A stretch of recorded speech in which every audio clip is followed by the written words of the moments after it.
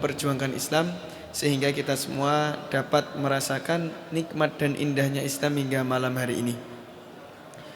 Para jamaah yang dirahmati Allah, alhamdulillah kita lanjutkan kajian kitab kita Al-Usul Ats-Tsalatsah, membahas 3 pokok pilar yang harus dipelajari dan diamalkan oleh seorang muslim di dalam kehidupan ini.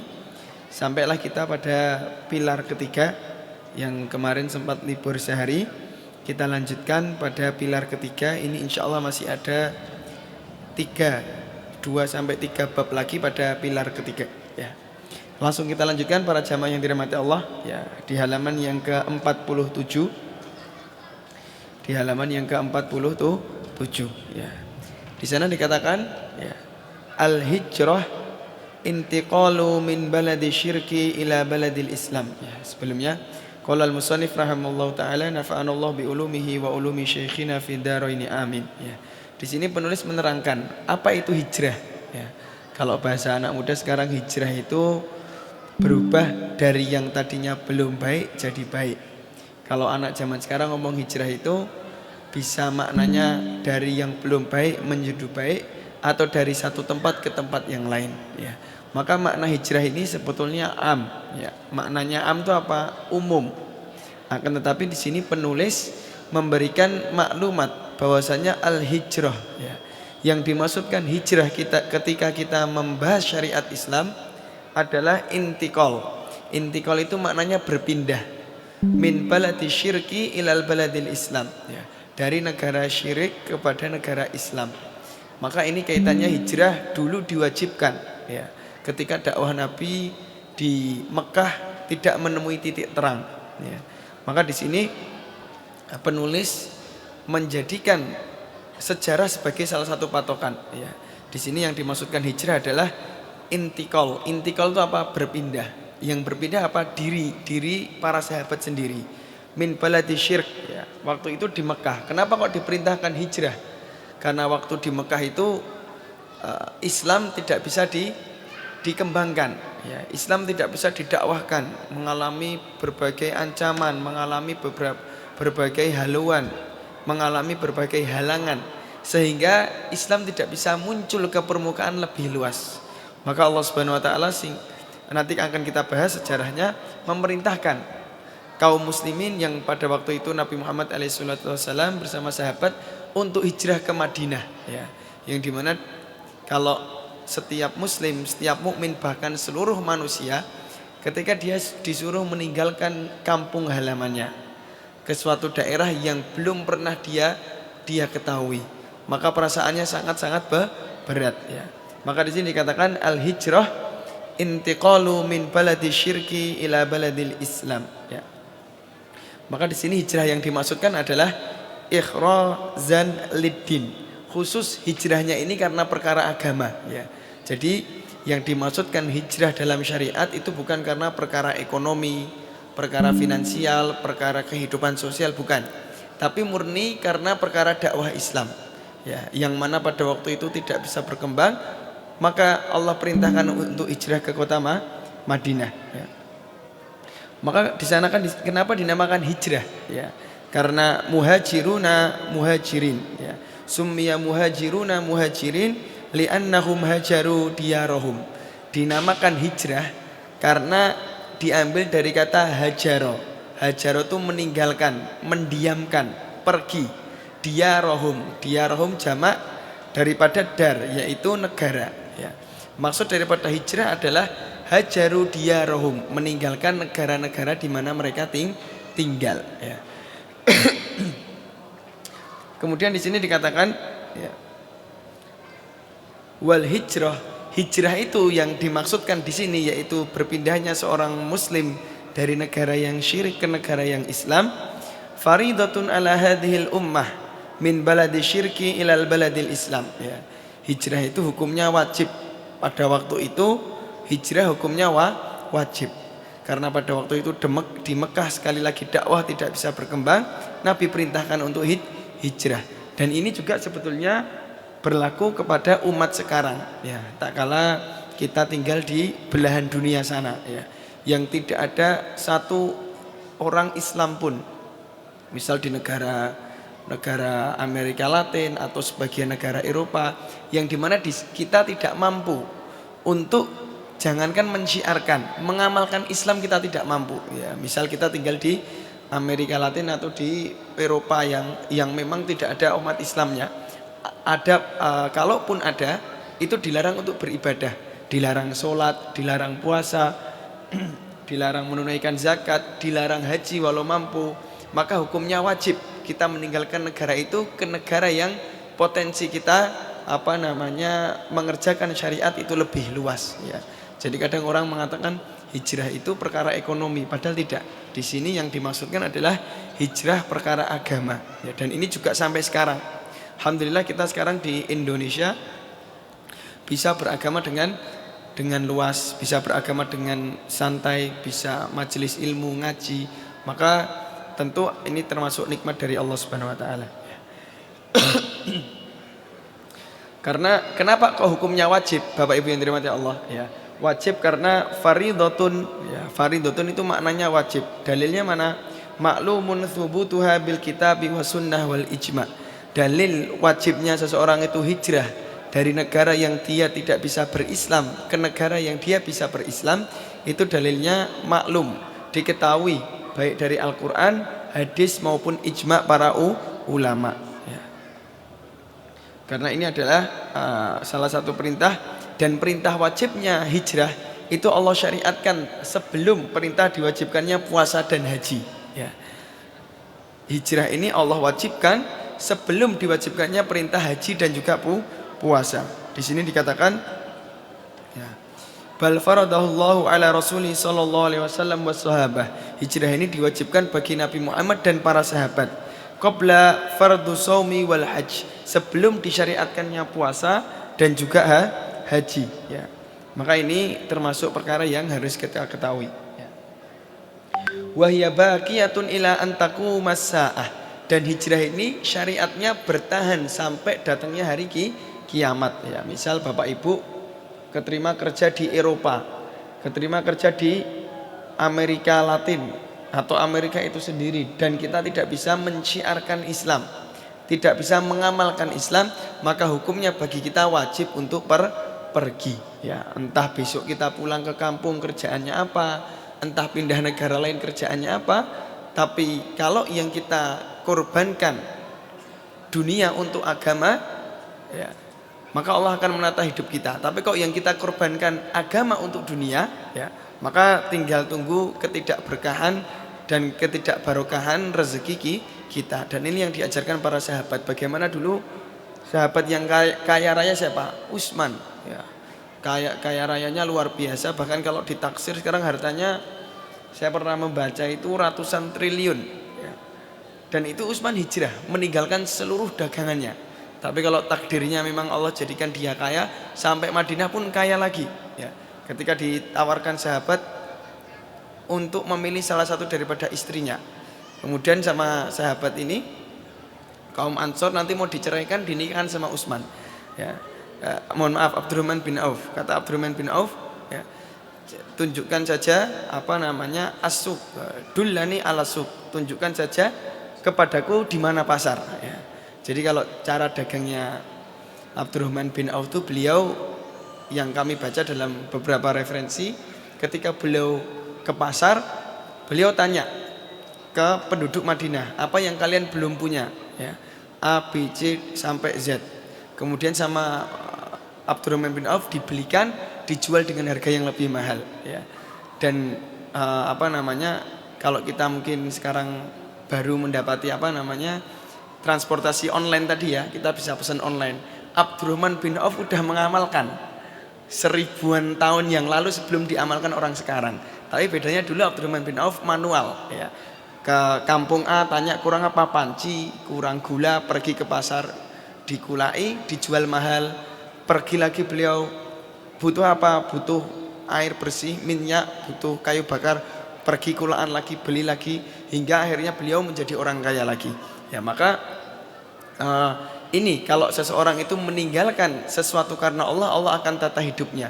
Tapi kalau dia mengorbankan Allah untuk dunia, maka tinggal tunggu ketidakberkahan dan kebarokahan hidupnya. Dan ini yang diajarkan para sahabat, bahwasanya hijrah ini syariatnya akan bertahan sampai antaku masaah, sampai terjadinya hari kiamat itu sendiri, ya. Dalilnya Allah Subhanahu wa taala berfirman, innalladzina tawaffahumul malaikatu dzalimi anfusihim, ya. Sesungguhnya orang-orang yang diwafatkan malaikat, ya, dalam keadaan mereka menganiaya diri mereka sendiri. Kalau dikatakan siapa orang zalim? Zalim itu makna gampangnya man waqa'a syai' ala ghairi mahallihi. Zalim itu maknanya menaruh sesuatu bukan pada tempatnya. Itu makna umumnya. Maka makna orang yang menzalimi diri sendiri adalah mereka yang tidak mengerjakan ketaatan tapi justru mengerjakan kemaksiatan. Maka mereka termasuk zalimi anfusahum, yang menzalimi diri mereka sendiri. Di sini Allah katakan sesungguhnya orang-orang yang diwafatkan malaikat dalam keadaan menganiaya diri mereka sendiri, qalu fima kuntum, ya, ditanya dalam keadaan bagaimana kalian ini, ya. Bukan kok malaikat ini enggak tahu, tapi ini kalau dalam bahasa Arab, dalam ilmu nahwu disebut dengan istifham inkar, ya. Di sini dikatakan disebut dengan istifham inkar. Istifham inkar itu misalnya kita tahu orang itu mencuri, ya. Kita udah tahu orang ini mencuri. Kemudian kita tanya, ya, apa yang sedang kamu lakukan atau keadaan apa yang sedang kalian lakukan, ya. Itu bukan kok kita nggak tahu, tapi sebagai pertanyaan untuk mengingkari, ya. Sebagai pertanyaan untuk mengingkari, itu dalam ilmu bahasa Arab namanya istifham inkari. Sebuah pertanyaan yang ditujukan bukan untuk pengen tahu, tapi ditujukan untuk mengingkari perbuatan tersebut, ya. Biasanya pertanyaannya menggunakan kalimat kenapa, ya. Di sini katakan fima kuntum, kenapa kalian keadaannya seperti ini, atau ada apa dengan kalian keadaannya seperti ini, ya. Maka mereka menjawabkan qalu kunna mustada'afina fil ard, ya. Sungguh kami ini termasuk orang-orang yang tertindas, ya. Mereka mengatakan kami adalah orang-orang yang tertindas di negeri Mekah maksudnya. Tapi tidak, mereka bukannya tertindas, ya. Kalau kita pelajari, mereka mampu untuk hijrah, mereka mampu untuk pergi bersama Nabi, tapi mereka enggan, masih ragu-ragu. Pergi enggak ya? Maka ragu-ragu itu termasuk perkara yang harus dijauhi, ya. Baik perkara, contoh paling gampang itu ketika kita masuk kamar mandi, ya. Masuk kamar mandi, mohon maaf ketika buang air besar atau buang air kecil ragu-ragu. Oh, tadi gamis saya, celana saya, sarung saya kena air, najis enggak ya ini, ya. Kadang saya punya teman dulu, dia tuh taswisnya luar biasa, ya. Taswis itu apa? Ragu-ragunya luar biasa. Hampir setiap masuk kamar mandi ganti celana. Celananya basah dikit ganti. Wudu basah dikit ragu-ragu. Nah, ini namanya taswis. Maka dalam kaidah usul fikih ada yang namanya la najasata ma'asyak. Tidak ada najis bersamaan dengan keraguan. Dan dalam mazhab Syafi'i, hukum air yang ada di kamar mandi suci. Kecuali memang kita lihat langsung. Mohon maaf ketika buang air kecil kita lihat langsung. Nyiprat ke celana kita, sarung atau gamis. Kita kalau nggak lihat langsung atau ngerasa langsung maka hukumnya suci. Walaupun celana kita basah, sarung kita basah, gamis bawah kita basah. Dan ini yang diajarkan syariat, bahwasanya sahabat yang mengatakan qalu kunna mustada'afina fil ard, itu mereka tidak hijrah karena ragu, ya. Dan malaikat mengatakan qalu alam takun ardullahi wasi'atan fatuhajiru fiha. Bukanlah dunia Allah, bumi Allah itu luas, kenapa kalian tidak hijrah, ya. Maka ada beberapa pertanyaan di suatu majelis yang kami isi. Salah satu untuk memperbaiki kondisi hidup, ya, adalah dengan hijrah, ya. Orang itu kalau tinggal di suatu daerah mentok secara rezeki, mentok secara karir, mentok secara finansial, bahkan mentok secara dia beragama, ya. Maka saya katakan, saya ini udah tobat, sudah berusaha lebih keras, sudah mengoreksi kesalahan saya, tapi kok nggak maju-maju. Maka solusinya cuma satu, hijrah. Ketika kita hijrah, kata Imam Syafi'i, mendapatkan teman baru, relasi baru, bahkan rezeki juga baru, ya. Dan di sini malaikat mengatakan alam takun ardullahi wasi'atan. Kenapa kalian nggak hijrah ikut Nabi? Padahal bumi Allah itu luas. Yang dimaksudkan di sini adalah Madinah, ya. Faulaika ma'wahum jahannam wa sa'at masira. Dan mereka itu masir itu tempat kembalinya di neraka jahanam ya. Kira-kira neraka jahanam itu mengerikan tidak Bapak Ibu ya. Di dalam hadis disebutkan siksanya itu seperti kita pakai sendal atau pakai alas kaki yang menyebabkan otak kita mendidih ya. Jangan bayangkan enggak, siksa paling ringan di neraka itu menggunakan alas kaki sehingga otak kita mendidih ya. Maka ini termasuk siksa yang luar biasa. Termasuk siksa yang luar biasa. Dan Allah katakan faulaika ma'wahum jahannam wa sa'at masira. Sungguh tempat mereka itu adalah di neraka jahanam, karena itu tempat kembalinya mereka. Illa, kecuali Pak ya. Jadi waktu itu ada sahabat yang hijrah, ada yang enggak hijrah. Tapi yang tidak hijrah itu dibagi menjadi dua. Ada yang memang karena enggan, ragu-ragu, ada yang karena memang tidak mampu. Dan di sini dikatakan illa, kecuali mereka yang tidak masuk neraka jahanam adalah mustada'afina minar rijal, orang yang tidak mampu dari laki-laki, wan nisa, dan perempuan, wal wildan, wildan itu jamak walad, anak kecil. La yastati'una ilatan ya. La yastati'una ilatan di sini maknanya tidak mengetahui ataupun tidak berdaya. Di sini dikatakan ya, hilatan itu maknanya apa? La yaqdiruna ala hilah wala ala nafaqah wala ala quwwah lil khuruj. Mereka enggak punya ilmunya, mereka enggak punya kekuatan baik secara jalan kaki, secara rezeki dan bekal. Mereka tidak dibebani untuk hijrah kecuali mereka yang mampu ya. Maka dikatakan kecuali mereka yang tidak masuk jahanam adalah orang-orang yang tidak hijrah baik dari laki-laki dan perempuan karena tidak mampu ya. Dan wala yahtaduna sabila, dan mereka tidak tahu jalan ke Madinah. Maka di sini Allah memberikan keringanan ya. Maka ini sangat erat kaitannya ketika Allah berfirman la yukallifullaha nafsan illa wus'aha. Allah itu tidak akan membebani kita kecuali apa yang kita mampu. Ini kaitannya ya masalah, takdir, amanah, rezeki.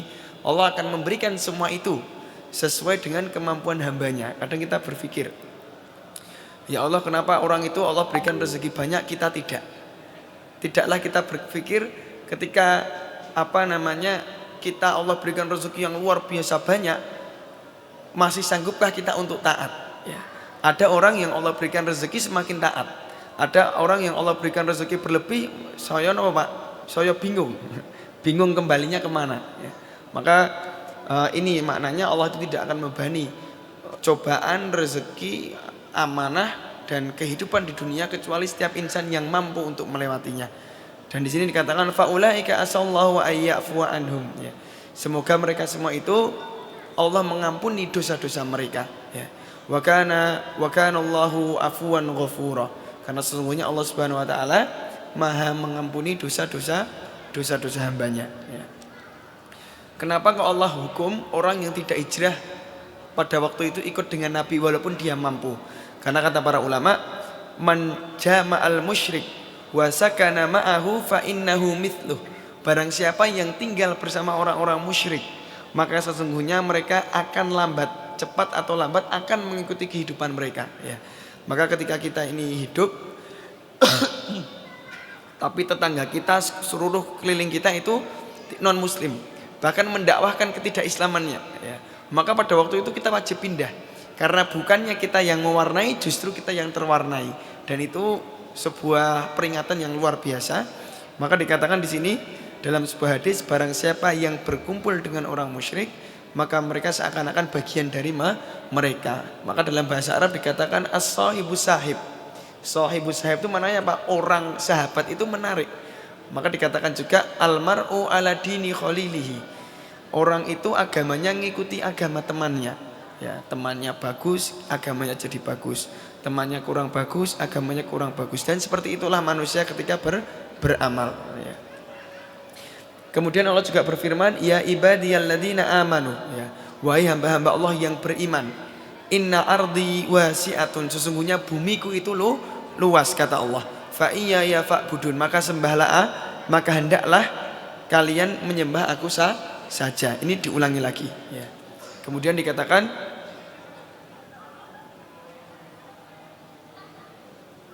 di sini dikatakan Bapak Ibu yang dirahmati Allah, Fa innallaha qad wasa'alahul ard. Sesungguhnya Allah itu sudah menjadikan bumi Allah luas. Kemudian dikatakan hendaklah kita menyembah atau mencari bumi yang dimana kita dapat menyembah Allah secara maksimal. Ya. Maka itu adalah salah satu faedah daripada hijrah. Kemudian dikatakan dalam sebuah hadis qudsi, fa iya ya fa'budini. Allah katakan hendaklah kalian menyembahku. Dalam hadis qudsi dikatakan, ya, Ibnu Adam khalaqtuka li ajli. Seluruh Bani Adam aku ciptakan untukku. Wa khalaqtu kulla syai'in li ajlika. Ya. Wa khalaqat kulla syai'in li ajlika. Maknanya ini ya kita semua ini diperintahkan untuk hanya menyembah Allah. Wa ma khalaqatul jinna wal insa illa liya'budun. Ya. Kemudian di sini dikatakan qala al-Baghawi, ya, di halaman ke-48. Qala al-Baghawi rahimahullahu taala, ya, siapa itu Baghawi? Baghawi ini adalah Abu Muhammad Al-Husain Ibnu Mas'ud Al-Farra, sahibu tafsir, ya. Imam Baghawi kalau kita kenal, beliau memiliki karya kitab tafsir, ya. Wa syarhus sunnah, dan memiliki syarah sunnah. Beliau meninggal 516 Hijriah, Imam Baghawi. Beliau mengatakan, Imam Baghawi rahimahullah, qala sababu nuzulu hadhil ayah fil muslimin alladziina bi Makkah lam yuhajiru nadahumullah bismil iman. Sebab turunnya ayat ini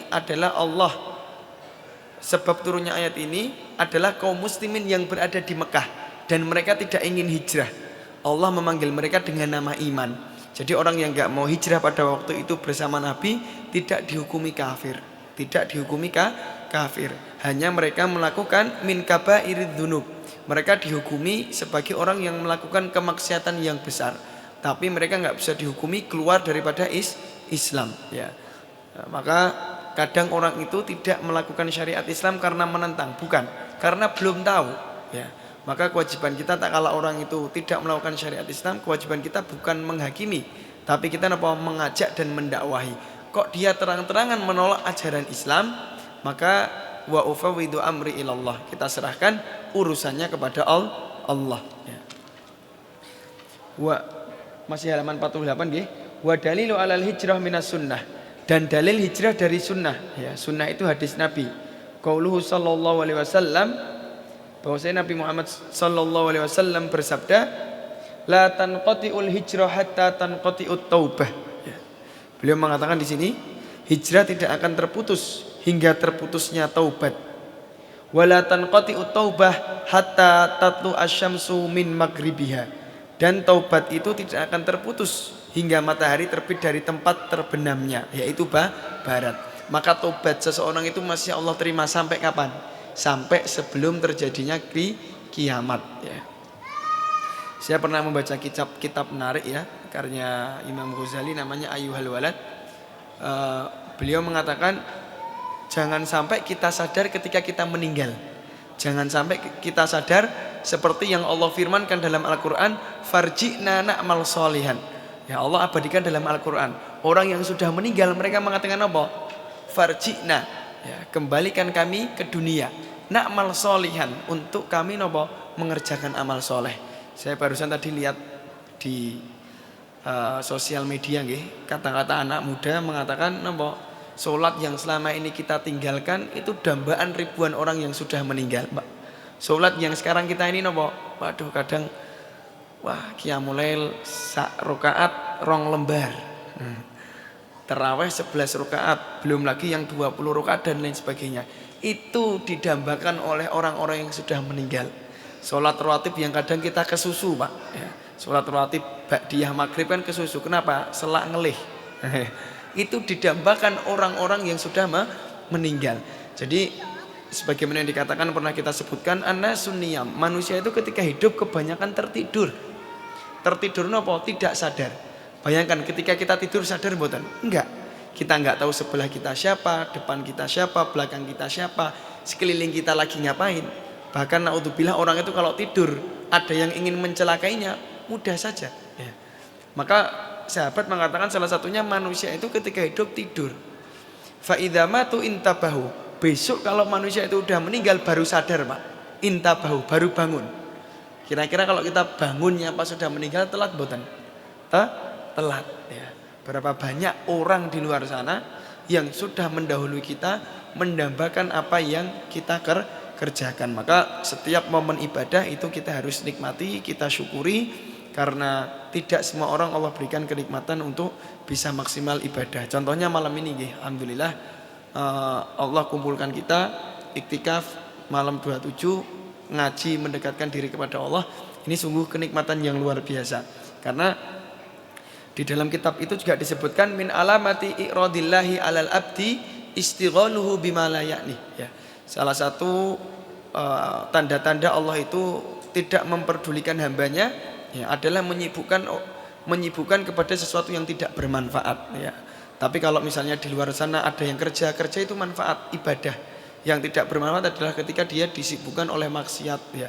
Maksiat yang dapat mempengaruhi keimanan dan dirinya, ya. Maka ini taubat itu akan senantiasa diterima sampai terjadinya kiamat atau sampai sebelum sakaratul maut, ya. Kiamat ini batas akhir seluruh alam, tapi batas akhir seluruh manusia hatta yamut.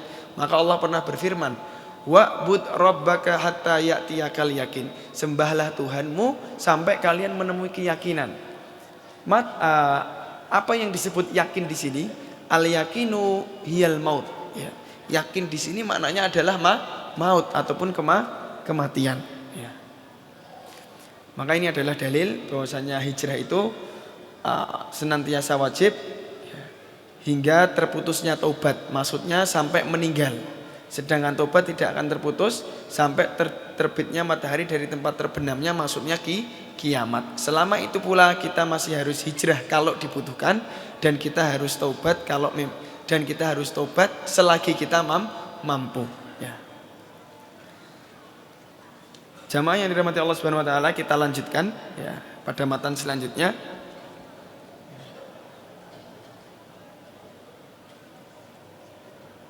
Di sini maka dikatakan qala fadallal hadits, maka hadis ini menunjukkan, ya, sebelum kita baca selanjutnya, ala anna taubah, sesungguhnya taubat itu madamat makbulah, akan senantiasa terkabulkan. Fal hijrah wajibatun bihaliha, selama itu pula hijrah Allah wajibkan. Jadi hijrah itu gugur ketika seseorang meninggal atau ketika terjadinya kiamat. Ini bagi orang yang tidak bisa mensyiarkan agama Islam. Dikatakan di halaman 50, qala al-musannif rahimallahu taala nafa'anallahu bi ulumihi wa ulumi syekhina fid dauraini amin. Falamma istaqarra bil Madinah umira bi baqiyati syara'il Islam. Ketika Nabi itu sudah hijrah ke Madinah, menetap di Madinah selama 10 tahun, maka disyariatkannya syariat Islam yang lain, seperti zakat, seperti puasa, seperti haji, seperti jihad, seperti adzan, wal amri bil ma'ruf, seperti mengerjakan yang ma'ruf, wa nahi anil munkar, seperti menahan ataupun menjauhkan dari perbuatan yang mungkar. Akhadha ala hada asyra sinin. Nabi mendakwakan semua syariat ini di Madinah selama berapa tahun? 10 tahun. Jadi prosesnya 10 tahun Nabi mendakwahkan tauhid. 3 tahun Nabi sholat di Mekah, disyariatkannya Islam. Kemudian pindah ke Madinah, Nabi mengajarkan syariat-syariat yang lain. Kalau di sini disebutkan termasuk sholat juga, zakat, puasa, haji, adzan, jihad, kemudian berbuat yang ma'ruf, berbuat yang ma'ruf, dan menjauhi perbuatan yang mungkar. Ya. Maka kalau kita perhatikan dakwah Nabi itu sangat singkat, Pak. Tidak seperti dakwah Rasul Nabi terdahulu. Nabi Musa aja 950 tahun dan yang mengikuti sangat sedikit, Pak. Sedangkan dakwah Nabi kalau kita pelajari 23 tahun. Tapi sunnatullah dari Allah, qadarullah dari Allah, Allah jadikan pengikutnya semakin tahun semakin bertambah, ya. Maka di sini dikatakan juga, ya, sebagaimana yang Allah firmankan, ya'murhum bil ma'rufi wa yanhahum 'anil munkar, ya. Mereka itu diperintahkan untuk mengerjakan yang ma'ruf dan meninggalkan yang mungkar. Salah satu meninggalkan yang mungkar adalah diperintahkan untuk meninggalkan khomer. Khomer niku napa minuman keras, ya. Janganlah kalian sholat wa antum sukaro, dalam keadaan sukaro, mabuk atau tidak sadar, ya. Karena dikatakan ya termasuk salah satu kerusakan adalah al-khamru itu sendiri. Maka ini termasuk bagian dari syariat yang Nabi atur ketika hijrah ya di Madinah. Berbuat yang ma'ruf, yang mengajak sholat, mengajak tauhid, dan mencegah dari yang mungkar. Yang tadinya semasa jahiliyah itu orang-orang mengiranya halal, kemudian keburukannya lebih banyak, Allah jadikan itu syariat haram. Wa tuwfiya sallallahu alaihi wasallam ya. Jadi di sini dikisahkan secara singkat kisah perjalanan Nabi. Nabi itu meninggal, wa tuwfiya sallallahu alaihi wasallam wa dinuhu bakin, dan meninggallah Nabi Muhammad sallallahu alaihi wasallam ya, dan agamanya menetap ya. Setelah itu beliau wafat sedangkan agamanya tetap kekal. Inilah agama beliau ya. Maka di sini dikatakan wa hadza dinuhu, dan inilah agama Islam alladzi taraka ummatahu alaihi ya. Yang mana agama ini emang ditinggalkan untuk kita semua ya, mendakwakan Islam, memperjuangkan Islam. Nabi tidak meninggalkan dinar dan dirham, yang Nabi tinggalkan adalah Islam ataupun ilmu syariat Islam. La khaira illa dallal ummata alaihi ya. Tidak ada suatu kebaikan pun melainkan telah beliau tunjukkan kepada umatnya. Wala syarra illa hadzaraha minhu, dan tiada suatu keburukan pun melainkan telah beliau peringatkan kepada umatnya supaya dijauhi ya. Dan ini yang kenapa kok Nabi menunjukkan kebaikan ya. Maka Allah Subhanahu wa taala berfirman, azizun alaihi ma anittum harisun alaikum bil mu'minina raufur rahim. Fa shalawatullah wa salamuhu alaihi kama balagha risalah wa addal amanah wa nasal ummah. Jadi syariat itu udah mutlak, Pak. Ketika Nabi wafat tidak ada yang baru ya. Maka ulama itu sebetulnya luar biasa ketika merumuskan beberapa permasalahan. Karena permasalahan kontemporer yang sekarang ya, terutama fikih muamalah, ini zaman Nabi enggak ada. Tapi pokok permasalahan ataupun dhawabit, inti daripada kaidah-kaidahnya udah Nabi sebutkan. Begitu juga dengan wahadzara minhu. Semua yang Nabi larang itu udah selesai ya. Jadi sebenarnya kita tinggal lihat kitab sejarah, apa yang Nabi perintahkan, apa yang Nabi larang itu final ya, itu final. Wal khairul ladzi dalla alaihi ya. Dan kebaikan itu adalah siapa saja yang menunjukkan at-tauhid, tauhid yaitu menjadikan Allah satu, menjadikan Allah esa sebagai sesembahan dan yang mengatur seluruh alam ya, dan menjadikan satu Allah yang mudabbir, mengatur kehidupan kita, qadha dan juga qadar ya. Wa jami'u ma yuhibbullah wa yardah ya. Dan juga serta segala sesuatu yang dicintai dan diridhoi Allah ya.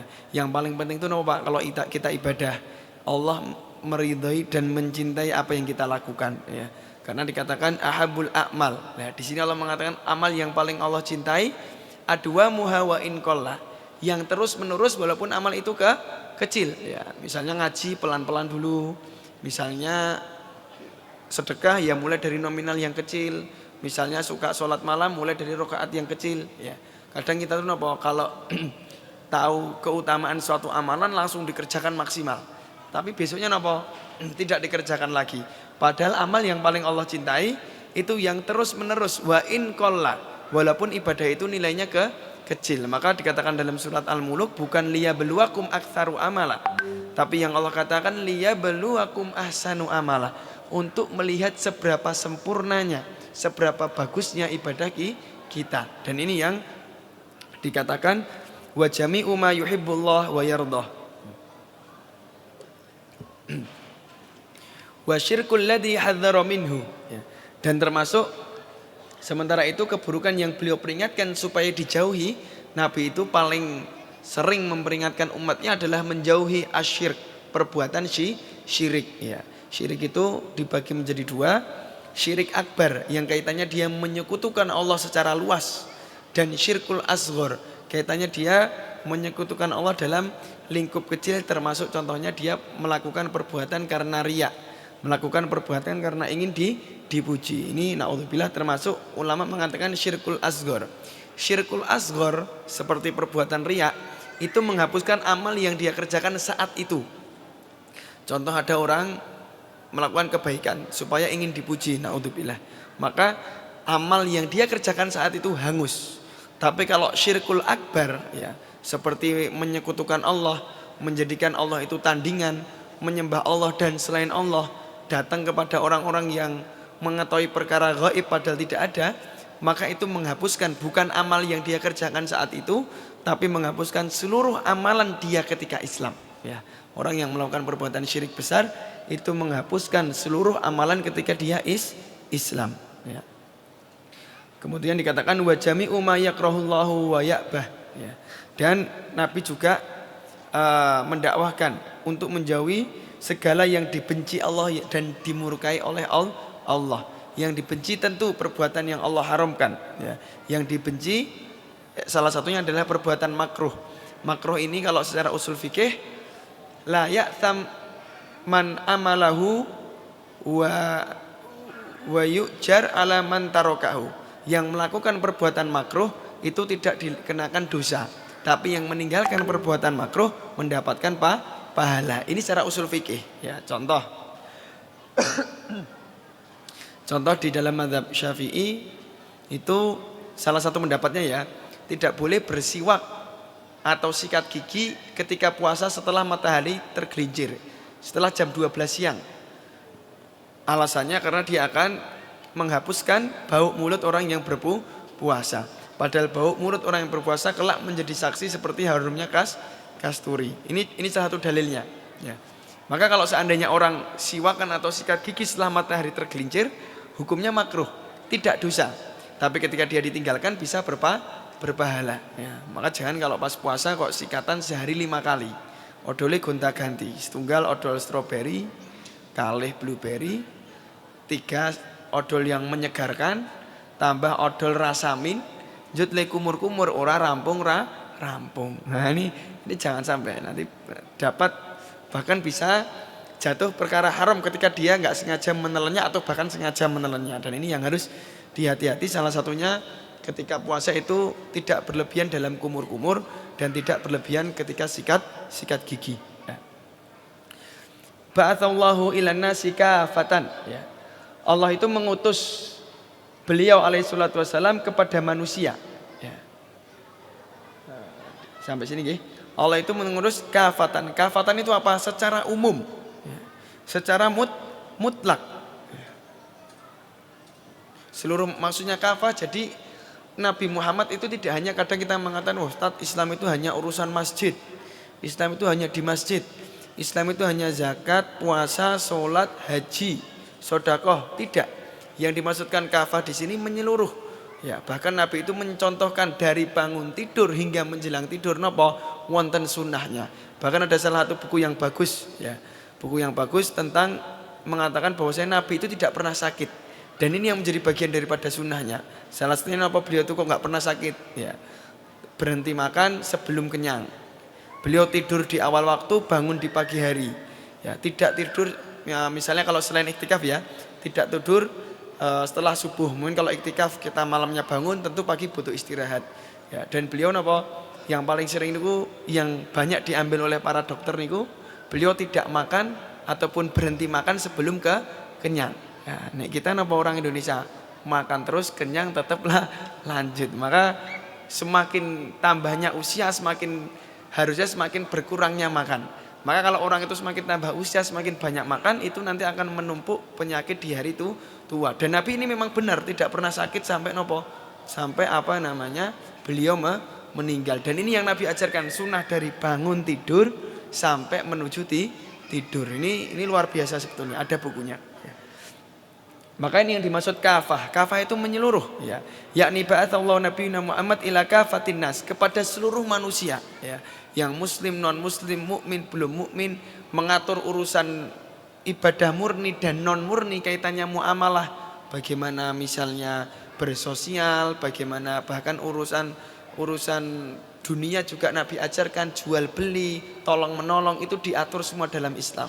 Bahkan peperangan ya. Paling indah itu cara perangnya orang Islam ya. Ketika umat Islam itu memiliki aturan dan ini diatur ya. Ketika ada tawanan nggak boleh langsung dibunuh, didakwakan, bahkan disiksa nggak boleh ya. Kalau ada tawanan perang dia layak dilayani sebagaimana orang yang tidak patut disiksa. Ya dikasih makan sehari 3 kali, ya tidak disiksa dipenjara dengan ukuran yang layak dan seperti itu. Ya, ini urusan perang. Belum lagi urusan yang lain non perang. Contohnya muamalah, cara berdagang, bahkan siasah ketika beliau berpolitik mengirim surat kepada para raja untuk masuk Islam, tidak langsung tiba-tiba digeruduk, diserbu, tidak. Ya. Dan ini yang dimaksudkan salah satunya kafah kepada seluruh manusia dan seluruh aspek kehidupan. Ya. Waftaradallahu ta'atahu ala jami'ith tsaqalainil jinna wal ins. Ya. Dan Allah itu mewajibkan kepada seluruh jin dan manusia untuk menaatinya. Jadi kalau kita pahami dari sini, umatnya Nabi Muhammad tidak hanya dari kalangan manusia, dan jin pun juga diperintahkan untuk apa? Untuk hanya menyembah Allah dan mengikuti syariat Nabi. Ya, jadi di kalangan jin itu ya ada ustadznya, ya ada pedawaknya, ya ada yang menyeru maksiat juga ada. Ya, hanya saja beda alam. Ya. Wa dalilu qauluhu ta'ala, ya. Ini sekali lagi kita ingatkan, setiap penulis itu memberikan suatu ibarah. Ibarah itu pernyataan, selalu disusul dengan dalil supaya orang juga mengetahui yang beliau katakan itu ada landasannya. Beliau mengatakan mengutip firman Allah, "Qul ya ayyuhan nasu inni rasulullah ilaikum jami'an." Katakanlah, wahai seluruh umat manusia, saya adalah utusan Allah kepada kalian semua, ya. Di sini kata jami'an maknanya umum, ya. Umumudz zahir fi umumi bi'thuhu atau ba'athahu ilan nasi jami'an, ya. Baik orang Arab ataupun orang Ajam, baik orang Arab ataupun non Arab, ya. Bahkan salah satu yang jasanya sangat besar kepada umat Islam yang Allah takdirkan beliau rahimahullah adalah Imam Bukhari. Imam Bukhari bukan dari Arab. Ini menunjukkan yang menjaga agama Allah ataupun dakwah Nabi ini menyeluruh kepada umat manusia, ya. Bahkan ada salah satu ulama Indonesia, saya lupa namanya, Syekh. Jadi hampir seluruh kitab yang ada sekarang, kitab-kitab ulama terdahulu, itu sanadnya melalui beliau. Saya lupa namanya. Beliau lama di Mekah Madinah, ya, Syekh Fahad atau saya lupa namanya. Beliau sanadnya itu orang Indonesia. Saya bahkan baru tahu dari Syekh kami di Yaman, ya. Terus ada namanya Syekh Imam Nawawi Al-Bantani dari Banten. Ada yang namanya juga dari Turmus, itu mana Pak? Turmus mana? Jawa Timur, ya. Pacitan, ya. Itu ada kitab waktu saya ngaji fikih itu Hasyiah Turmusi. Hasyiahnya Muqaddimah Hadromiyah itu 78 jilid. Itu dari Indonesia, ya. Yang terkenal dari musnid hadis juga dari Indonesia, namanya kalau nggak salah Syekh Fahad. Ya, ini menunjukkan Islam itu yang menjaga dari seluruh ataupun tidak hanya daerah Arab tapi seluruh dunia, ya. Kemudian wa akmalallahu bihiddin, ya. Dan Allah Subhanahu wa taala itu akmal. Akmal itu melengkapi. Bihiddin, ya. Kalau di sini diterjemahkannya adapun dalil mengenai belum, ya. Wa akmalallahu bihiddin maksudnya di sini lam yatawaf sallallahu alaihi wasallam hatta akmala bihiddin. Nabi itu tidak meninggal sampai syariat ini selesai. Jadi ketika Nabi meninggal, Nabi wafat, syariat ini selesai. Selesai artinya apa? Tidak ada pembaharuan lagi dalam syariat Islam. Beda ketika Nabi masih hidup, syariat itu bisa sewaktu-waktu berubah. Tapi ketika Nabi sudah wafat, syariat ini final. Adapun perkara-perkara yang baru itu adalah ijtihad para ulama tanpa mengesampingkan kaidah-kaidah yang dulu Nabi ajarkan, ya. Dan dalilnya Allah Subhanahu wa taala berfirman, "Al-yauma akmaltu lakum dinakum wa atmamtu 'alaikum nikmati wa raditu lakumul Islam madina." Ya. Allah Subhanahu wa taala berfirman, sesungguhnya kamu mati, ya, kamu akan mati, kata Allah, kamu akan wafat, meninggal, dan mereka pun akan afwan itu sebelumnya, ya, innaka mayyitun, ya. Pada hari itu telah aku sempurnakan untuk kalian. Al-yauma akmaltu lakum dinakum. Akmal itu maksudnya sempurna. Jadi kalau dikatakan sempurna, tidak ada lagi pembaharuan dalam agama Islam, ya. Wa raditu lakumul Islam madina, dan aku ridhoi bagimu agama yang berupa Islam, ya. Lagi-lagi Islam itu maknanya istislam. Apa itu istislam? Berserah diri, ya. Dan juga Allah Subhanahu wa taala berfirman, wa dalilu ala mautihi. Dalil kematian Nabi Muhammad SAW di halaman 53, Allah berfirman, innaka mayyitun wa innahum mayyitun, Tsumma innakum yaumal qiyamati inda rabbikum tahtasimun. Ya. Allah berfirman, sesungguhnya kamu akan meninggal, mati, dan mereka pun akan mati. Kemudian kalian pada hari kiamat akan berbantah-bantahan di hadapan Rabb kami. Ya. Maka termasuk salah satu hisab paling berat itu adalah hisabnya diri kita kepada orang lain. Ya. Kalau kita maksiat kita kepada Allah, kita taubat, Allah ampuni. Tapi ketika maksiatnya seseorang kepada orang lain, dia zalim, mohon maaf mencuri, mohon maaf korupsi, mohon maaf melakukan keburukan kepada orang lain atau kezaliman, dia harus memintai ridho sebanyak orang yang dia zalimi, baru di situ dia akan diampuni. Jadi jangan kira ke orang itu melakukan keburukan untuk orang lain, tobat sampai nangis darah, sampai sholat 1000 rakaat Allah ampuni, tidak. Kalau kaitannya maksiat kita dengan Allah, iya. Tapi kalau kaitannya maksiat seseorang dengan orang lain, maka perlu ridho orang lain yang dia zalimi. Ini termasuk salah satu yang harus kita perhatikan. Bahkan kata Imam Syafi'i, besok yang memberatkan hisab kita itu bukan dosa kita kepada Allah, tapi dosa kita kepada sesama manusia. Ya, maka kadang sholat hari raya Idul Fitri itu momen kita memaafkan. Ya. Kadang ada yang mengatakan, Ustaz, saya itu sudah minta maaf, caranya tidak dimaafkan. Ya sudah, maka termasuk salah satu kebaikan seorang mukmin memaafkan saudaranya. Ya, dalam hadis Arba'in dikatakan, ya, barang siapa yang memudahkan urusan orang lain, maka Allah akan mudahkan urusannya ketika di akhirat. Salah satu memudahkan urusan orang lain adalah dengan mudah memaafkan. Ya. Tapi itu tentu tidak bisa dipaksakan, karena itu hak setiap orang untuk memaafkan saudaranya atau orang lain yang memberikan keburukan. Ya. Bapak Ibu yang dirahmati Allah Subhanahu Wa Taala, ya,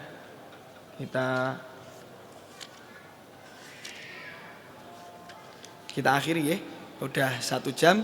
Insya Allah kita bisa selesaikan 2 pertemuan lagi. Ya, kita simpulkan bahwasanya pelajaran hari ini kita membahas tentang dakwah singkat Nabi, mulai disyariatkannya tauhid, sholat, dakwah Madinah, kemudian juga kita mempelajari bahwasanya Nabi Muhammad itu ketika meninggal syariat telah mutlak. Kita juga memahami bahwasanya Nabi Muhammad itu napa bashar, manusia. Beliau meninggal, kita juga akan meninggal. Dan kelak di yaumil akhir itu akan terjadi hari pertanggungjawaban. Maka umat yang di sana dia diutus Nabi, tidak ada alasan sedikit pun untuk dia tidak beriman. Karena Allah sudah berikan kompas, Allah sudah berikan petunjuk, yaitu dengan adanya Al-Quran dan Nabi Muhammad alaihi salatu wassalam. Ya. Mungkin sampai sini ada yang ditanyakan? Silakan bapak-bapak, ibu-ibu, jika ada yang ingin ditanya. Ya silakan Pak. Ini mic-nya kurang nyampe, kabelnya kurang panjang.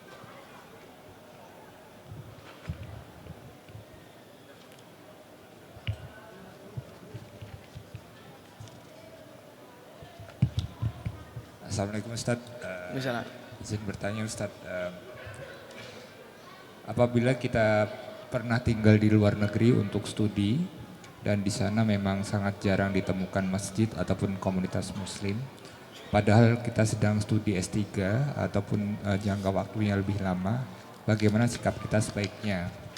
Yang pertama itu Ustaz. Kemudian yang kedua pertanyaan, apabila di suatu wilayah atau negara kita memiliki pemimpin yang melakukan kezoliman terhadap rakyatnya, baik berupa kebijakan ataupun sesuatu yang tidak berkaitan dengan, ataupun tidak mendukung pengembangan rakyatnya, apakah kita itu perlu hijrah ataupun pindah ke suatu wilayah lain, atau bagaimana sikap kita sebaiknya? Terima kasih Ustaz.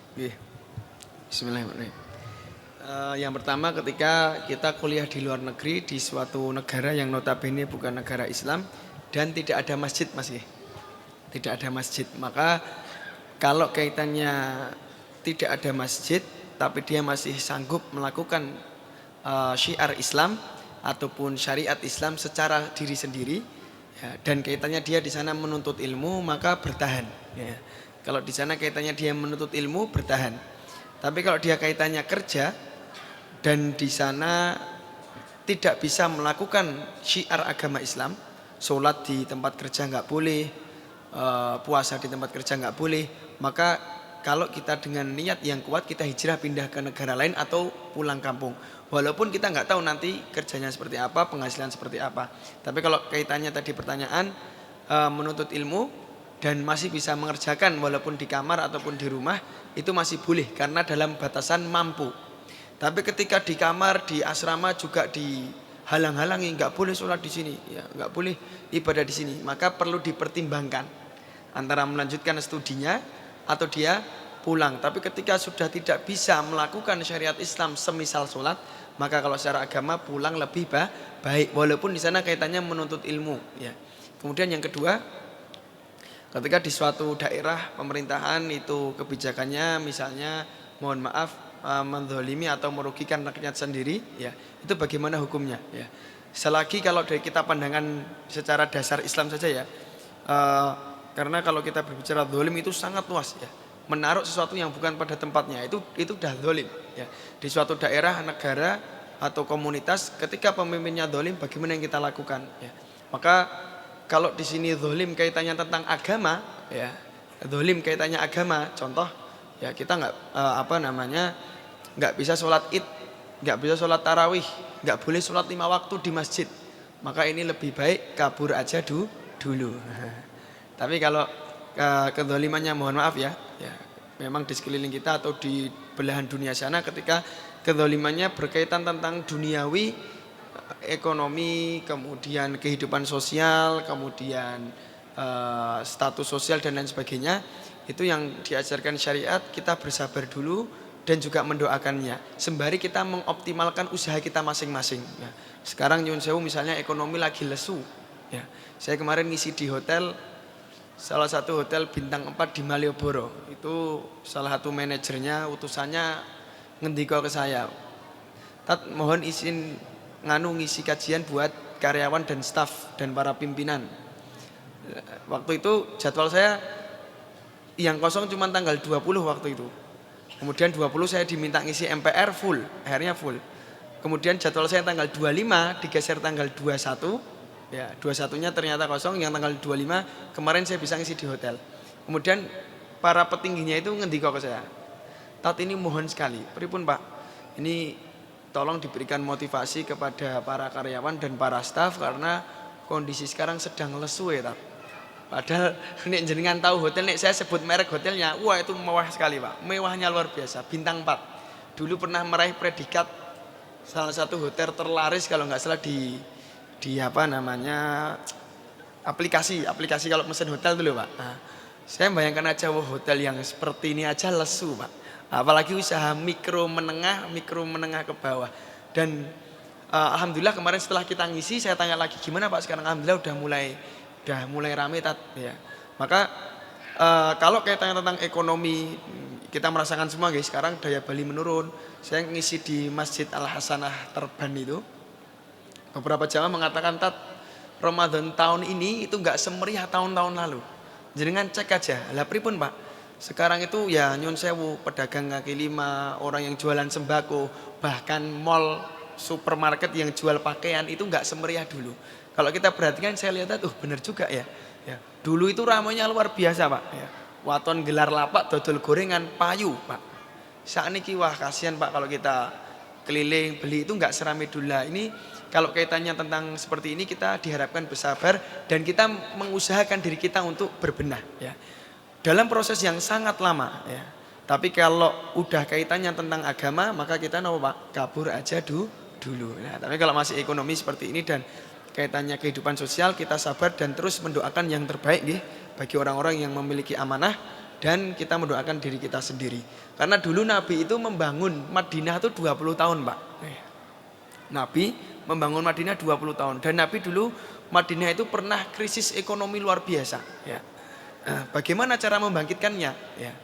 Pada waktu itu tuh kalau kita mengenal Islam itu dalam prinsip ekonomi luar biasa. Dalam Islam ada yang dikenal al-wala wal barok. Ya. Apa itu wala wal barok? Kita harus memiliki loyalitas kepada sesama Muslim. Ya. Contoh misalnya kita punya komunitas ingin mengadakan suatu event. Contoh kemarin kita mengadakan iktikaf di pondok yang sedang kita bangun.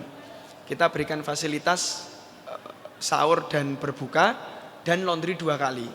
Kami mencari vendor yang memasakkan warga sekitar. Dan kami mencari vendor yang laundry warga sekitar. Akhirnya mereka senang ikut terlibat dapat pemasukan walaupun nggak seberapa, tapi mereka seneng. Dan itu yang diajarkan Islam. Ketika ekonomi itu dulu Madinah sempat di bawah resesi Pak.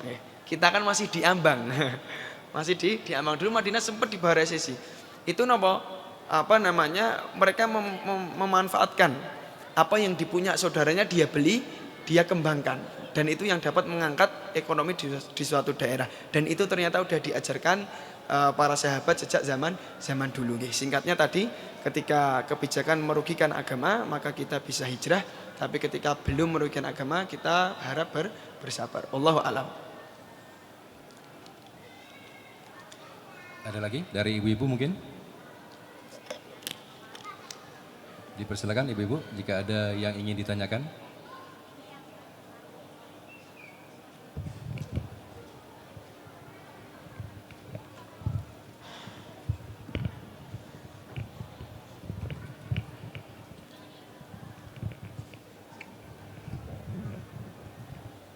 Assalamualaikum warahmatullahi wabarakatuh.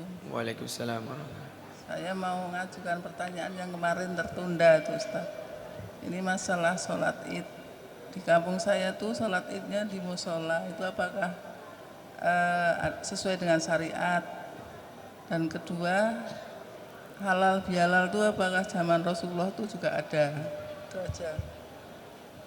Udah itu aja. Bismillah, yang pertama, sholat id boleh dua, boleh di masjid ataupun di tanah lapang. Tapi kalau menurut selain mazhab Syafi'i itu lebih utama di tanah lapang, dan itu yang kita yakini bersama. Tapi kalau mau sholat di masjid pun itu boleh ya. Tapi kalau di musola, wallahu alam Bu, kalau memang masyarakatnya memang sedikit ya boleh saja, sah saja. Tapi ketika masyarakatnya banyak, lebih afdol di masjid besar seperti ini ataupun di tanah lapang. Dan itu yang dulu dicontohkan Nabi ketika sholat id ya, di tanah lapang. Tapi pun seandainya mau di masjid itu tidak mengapa dan tetap sah. Kemudian tentang kaitannya halal bihalal ya. Halal bihalal ini kalau diterjemahkan Arab nggak masuk nih Pak. Halal dengan halal, harusnya halal bil haram. Halal dengan haram, ini kok halal bihalal ya. Tapi itu yang kita dengar sejak kecil dan turun temurun. Boleh tidak dalam syariat Islam? Yang pertama yang harus dipahami, kalau itu kaitannya tentang silaturahmi, tentu kita jelas tidak meyakini halal bihalal ini ibadah ya. Maka tidak bisa kita hukum bid'ah karena bukan ibadah. Tapi yang harus diperhatikan apa yang terjadi di dalamnya. Kados kalau halal bihalal syawalan niku kaitannya silaturahmi, saling mengunjungi, saling memberikan hadiah, itu boleh dengan syarat sekali lagi diperhatikan ya. Kadang itu kalau kita terah, kalau halal bihalal ketemu saudara jauh harus saliman padahal bukan mahram. Terus sesepuh kita wah niku ijih bude tante, tapi kan kita mau tidak mahram, ora penaan tapi di neraka ini ya. Maka apa? Harus dipahami batasan-batasannya gitu. Tidak bersalaman yang bukan mahramnya. Siapa itu mahram? Mahram itu yang tidak boleh kita nikahi. Siapa itu yang bukan mahram? Segala sesuatu yang boleh kita nikahi itu yang disebut tidak mahram. Maka kalau halal bihalal, kalau kita bahas hukumnya, selagi tidak ada kegiatan yang melanggar syariat boleh, dan tidak kita yakini ibadah boleh. Kemudian apakah ada zaman Rasul? Wallahu alam, saya nggak tahu zaman Rasul ada atau tidak. Tapi adatnya Arab itu Idul Fitri yang besar itu, Idul yang akbar itu Idul Adha. Dan mereka apa kata Nabi itu yaumu aklin wa syurbin, hari makan dan minum ya. Dan juga niku napa kita nggak boleh puasa, kita harus banyak makan dan minum, dan juga saling silaturahmi. Kalau kaitannya hari raya Idul Fitri itu kita napa saling silaturahmi, saling memaafkan, termasuk kebaikan juga napa kalau kita ada rezeki saling memberikan hadiah. Mungkin itu kalau zaman Rasul, wallahu alam, saya belum menemukan di kitab sejarah ya Bu, wallahu alam. Satu lagi Ustaz, ada Bapak? Satu lagi. Ini ada senior saya di Yaman yang bersembunyi Pak niki. Barusan ngechat saya, maos Kiai ini mulang ngaji, Ketua PCM Muhammadiyah Yaman. Saya nyari orangnya nggak ketemu Pak nih. Monggo, ada pertanyaan lagi? Cukup. kita akhiri nggih. Mohon maaf kalau banyak kesalahan. Kalau ada kebaikan itu murni sungguh dari Allah Subhanahu wa taala. Semoga Allah memberikan kita kesehatan, kemudahan, keberkahan. Apalagi ini di malam 27, para ulama mengatakan salah satu potensi terbesar nggih itu malam, salah satunya nggih malam 27, maka hendaklah kita bisa memaksimalkannya. Semoga Bapak Ibu peserta yang ikut ngaji maupun yang hadir di masjid ini Allah berikan kesehatan, keberkahan, waktu luang sehingga kita dapat mengakhiri Ramadan dengan penuh nikmat. Aku lu qauli hadza wa astaghfirullah li wa lakum. Wallahu a'lam. Wassalamualaikum warahmatullahi wabarakatuh. Alhamdulillah, jazakumullahu khairan. Terima kasih kita ucapkan kepada Al-Ustadz Arfan Ar-Rahanur LC Hafizahullah Ta'ala. Semoga Allah Tabaraka wa Ta'ala memberkahi usia dan ilmu beliau.